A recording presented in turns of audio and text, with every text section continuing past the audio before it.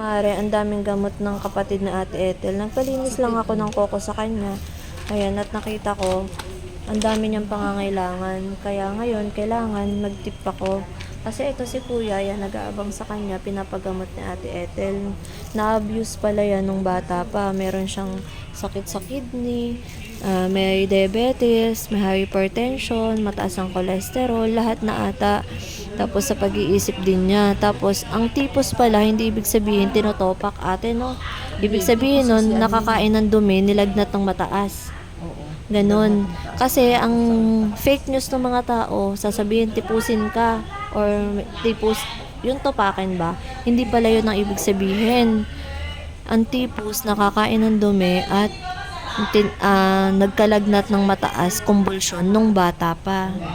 Ayun pala ang ibig sabihin nun. Ngayon ko lang nalaman kasi nasabi ni Ate Ethel, ay ng doktor yan kay Ate Ethel kasi siya ang nagpo-provide sa kapatid niya.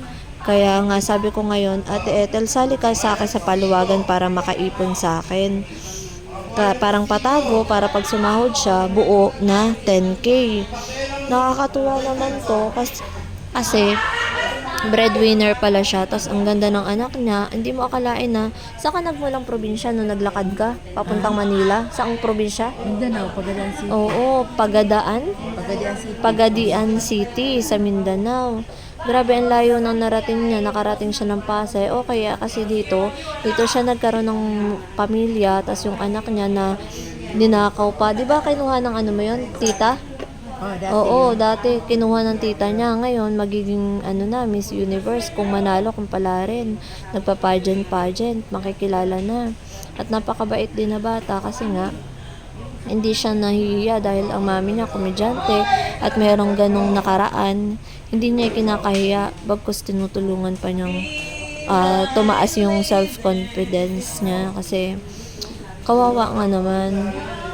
Ako sa work masaya yung mga tao sa akin kasi palatawa ako, palabiro, ganyan. Sa iba kasi pagtitignan na yung tawa ng tawa at saka palaging sa joke time, sabihin may problema sa isip or mahina ang utak. Pero hindi kasi kapag nakausap mo to si Ate Ethel, masinsinan, maayos. Ibig sabihin gusto lang niya masaya yung mga nasa paligid niya. Ganun din ako kasi sa work, gusto ko masaya lang ako. Kaya pagkakakilala sa akin, bungis-ngis, palabiro, yan, joker. Kasi nga, alangan naman dalay mo pa sa trabaho yung problema.